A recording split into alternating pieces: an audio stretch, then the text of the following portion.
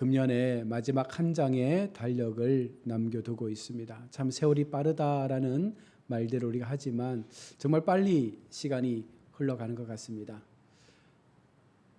1월에 우리가 첫 예배를 드리고 하나님 앞에 비전을 가지고 또 하나님 앞에 꿈을 가지고 달려왔는데 벌써 12월 이 한 달을 남겨놓고 있는 이 시간 속에서 우리가 과연 어떻게 이 한 달을 살아갈 것인가, 남은 이 한 달 하나님 앞에 어떤 마음을 가지고 우리가 후회 없는 또 결산을 잘할 수 있는 믿음의 시간이 될 수 있을까에 대한 그 마음들을 한번 가져봅니다.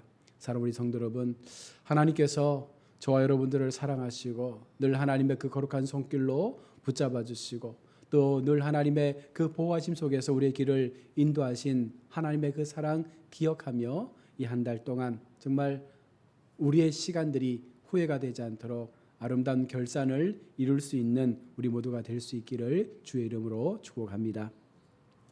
오늘 본문의 말씀을 통해서 변명은 신앙이 아닙니다라는 제목의 말씀으로 함께 은혜를 나누기 원합니다. 우리는 인생을 살아가면서 참으로 많은 변명을 할 때가 있죠.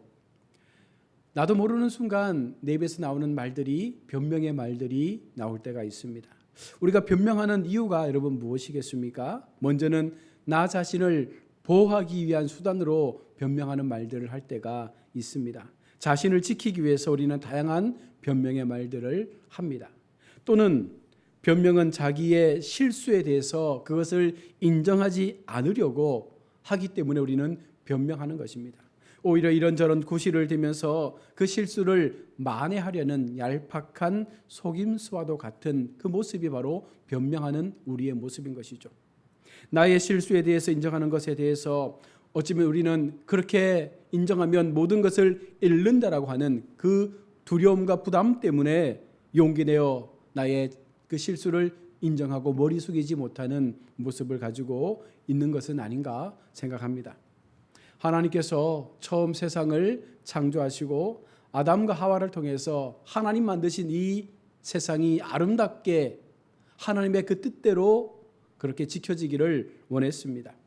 그러하기에 아담에게 모든 생물의 이름을 지어주라 하셨고 그 모든 이름 지어지는 것들이 지금 우리가 불리는 그 이름이 된 것입니다.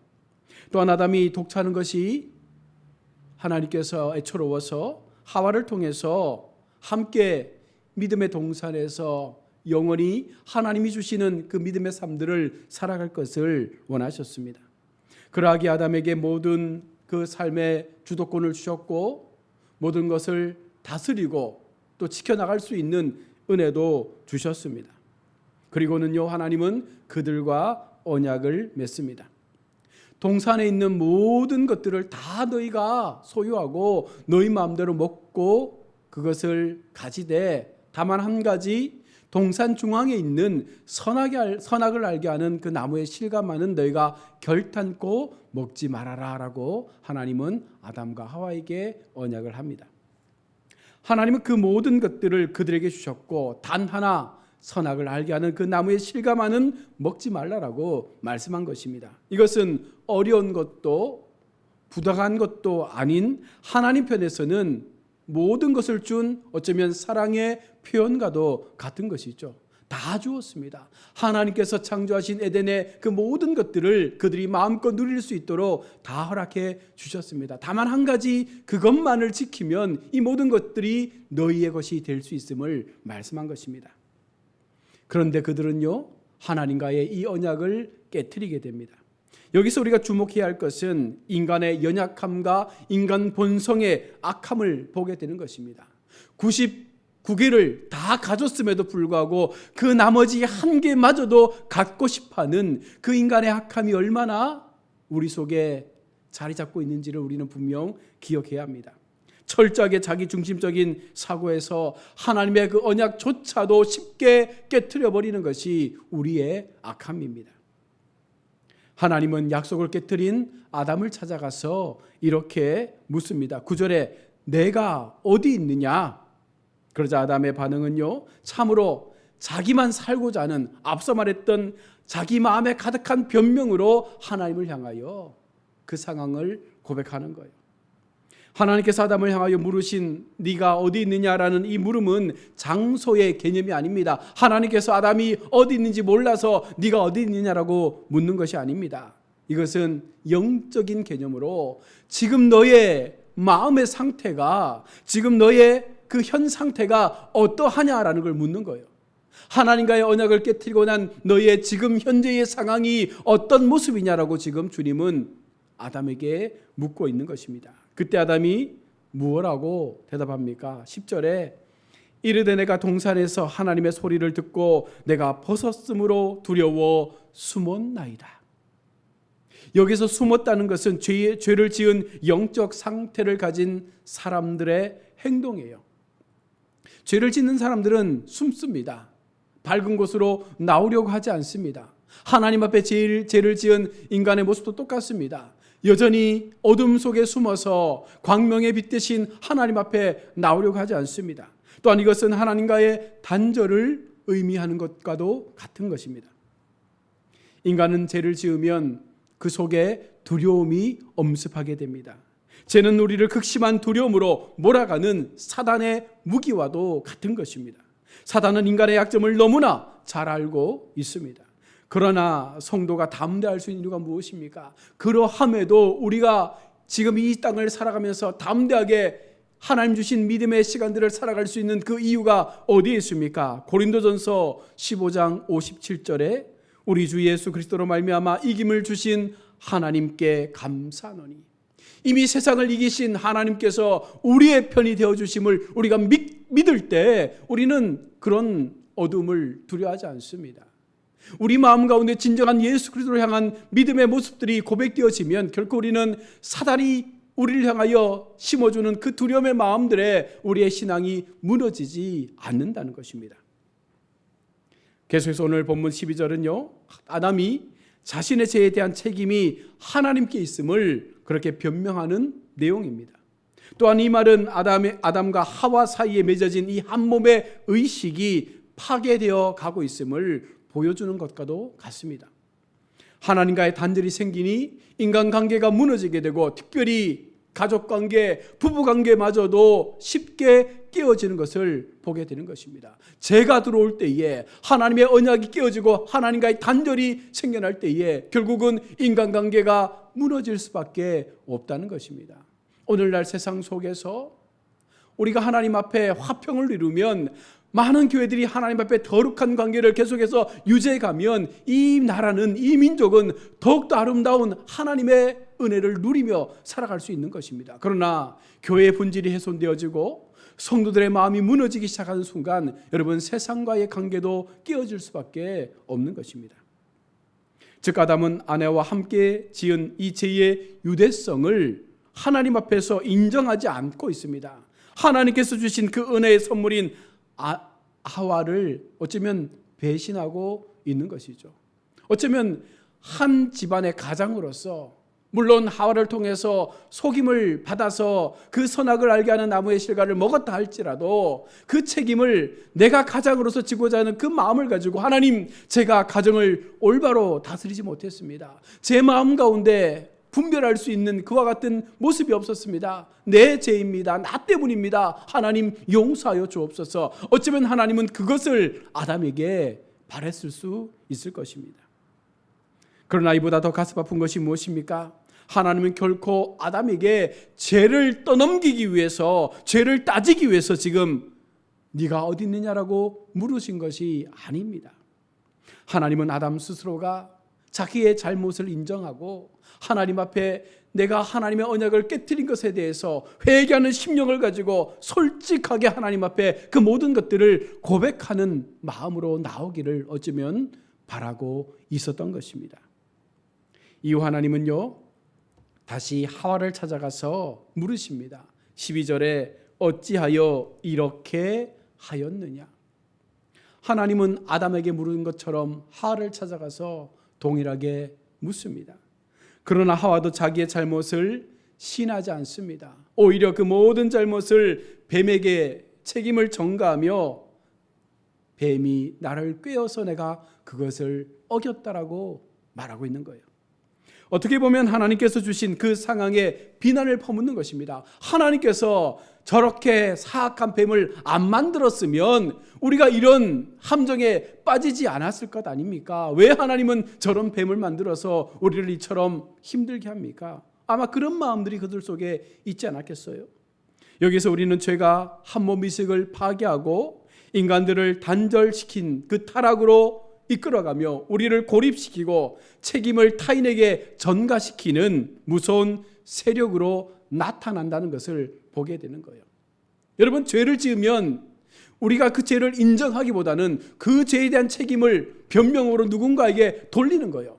이런 상황이 없었으면 이런 죄를 짓지 않았을 텐데, 내가 이 사람을 만나지 않았으면 내가 이 죄를 짓지 않았을 텐데, 내가 이와 같은 상황 가운데 들어가지 않았다면 내가 죄를 짓지 않았는데 나는 죄가 없다.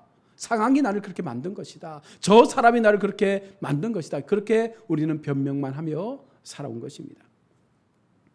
이제 하나님은 뱀에게 저주를 내리고 이 일로 여자의 후손과 뱀의 후손은 원수가 될 것이다라고 말씀을 합니다. 원시복음을 통해서 하나님이 주시는 이 교훈의 말씀이 무엇입니까? 변명이 아니라 인정하고 회개하면 어쩌면 이곳에서의 삶을 더 오랫동안 유지할 수 있는 은혜를 얻게 될 텐데, 변명은 결국은 또 다른 변명을 낳게 되고 결국 이 변명의 결과가 심판을 초래하게 된다는 사실을 오늘 성경은 우리 가운데 보여주고 있는 것입니다. 하나님의 마음은 그들을 찾아가서 회개할 기회를 주고 싶었습니다. 그렇기 때문에 한 사람 한 사람 찾아가서 왜 그랬느냐, 이걸 묻는 게 아니에요.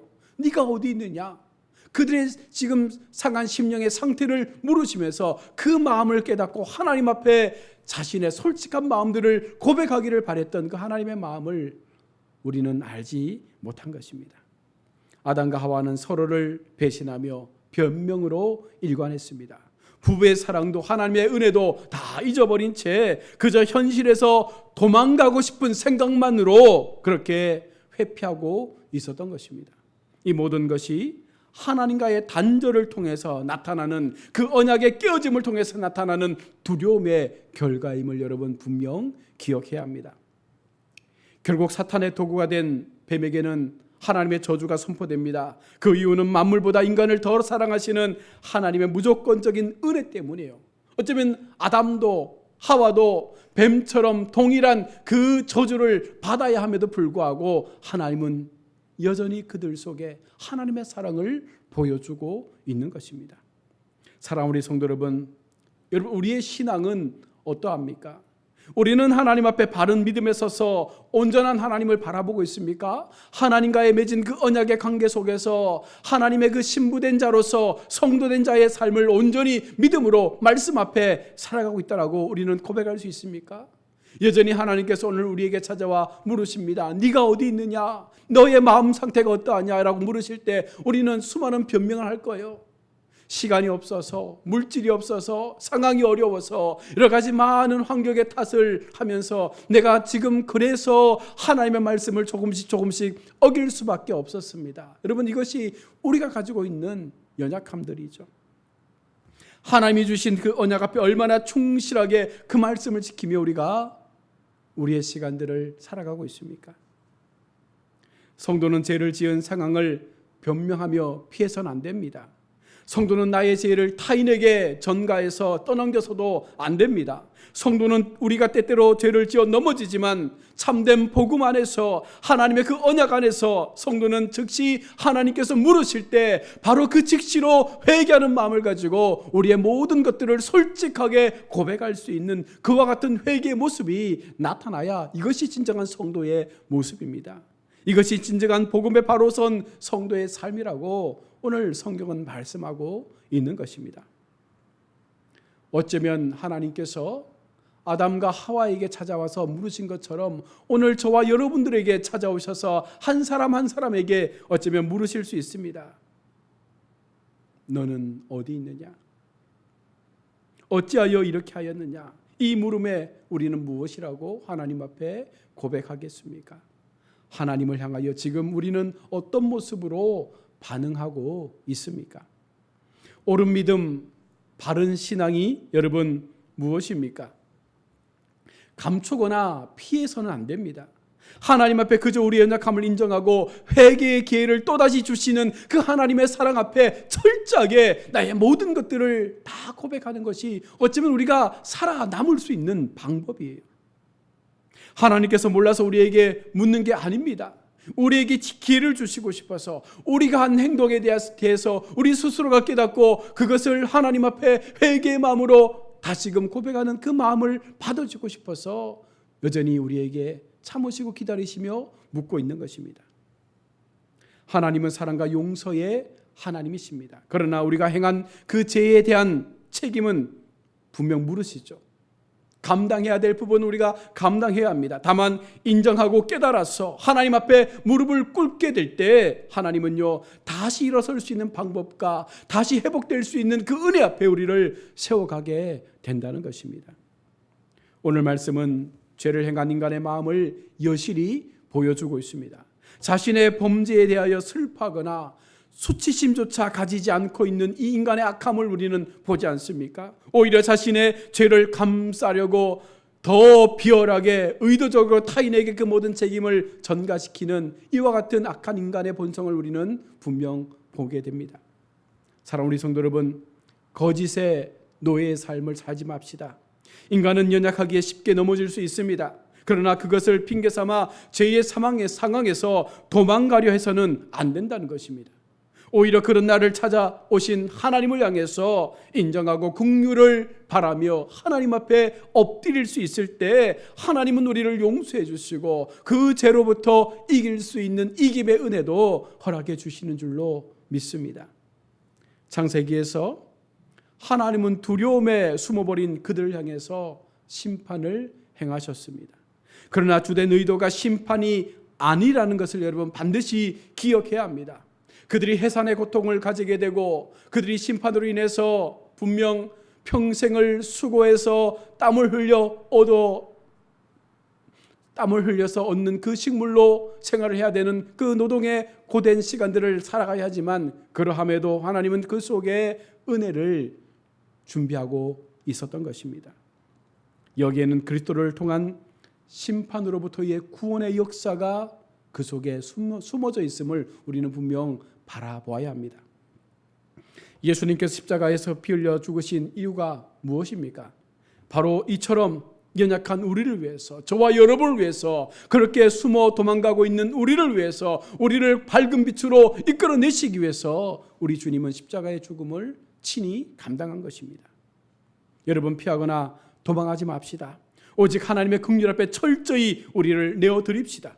우리의 힘으로, 우리의 삶으로는 도저히 회복할 수 없는 이 두려움 속에 하나님이 행하여 주시는 그 놀라운 구원의 영광을 바라보며 이제 오직 예수 그리스도만이 우리를 살릴 수 있다라는 그 보혈의 능력을 힘입어 여러분, 이 두려움으로부터 이길 수 있는 믿음 앞에 우리를 더 온전히 세워갈 수 있기를 소망합니다.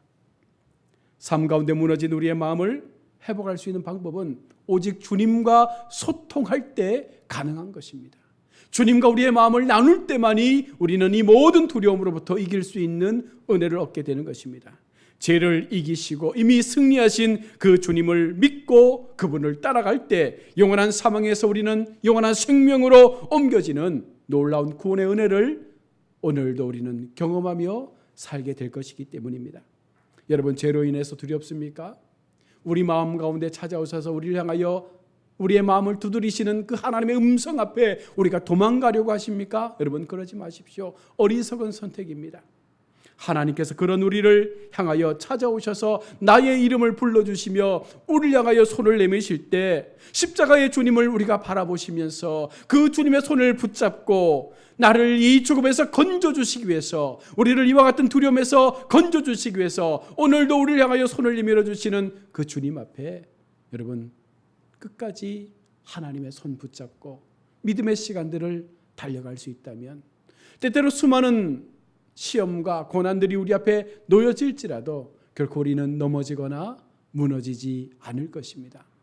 사랑하는 우리 성도 여러분, 오늘 창세기 3장에서 말씀하고 있는 이 원시복음의 핵심이 무엇입니까? 하나님은 끝까지 우리를 기다리시고 하나님은 끝까지 우리를 생명으로 이끌어 가시기 위해서 심지어 자신의 독생자마저도 내어주시는 그 사랑으로 우리를 기다리시고 붙잡고 있다는 이 사실을 여러분 믿으시길 바랍니다. 우리는 연약해서 우리는 늘 부족해서 죄의 삶을 살아가지만 그러함에도 주님은 우리를 여전히 인정하시고 바라보시고 참아주시고 기다려주신다는 이 사실을 여러분 우리가 믿는다면 결코 더 이상 반복된 죄의 삶으로 나아가지 않고 이제는 철저하게 하나님과 함께 할 수 있는 믿음의 동행을 통하여 우리의 신앙을 더욱더 견고하게 세워갈 수 있는 그네 앞에 우리 모두가 서게 되는 줄로 믿습니다. 남은 12월 한 달 정말 하나님 앞에 이 같은 마음을 가지고 나를 향하여 나의 이름을 불러주시는 주님 앞에 늘 회개하는 심령으로 늘 감사의 마음으로 늘 하나님의 그 은혜 앞에 세워진 우리의 삶을 고백하며 후회 없는 한 해가 될 수 있도록 또한 후회 없는 아름다운 결산을 할 수 있는 12월 한 달이 될 수 있도록 우리 모두가 힘써 주님을 의지하며 이 믿음의 시간들을 달려가시기를 주의 이름으로 축원합니다. 아멘.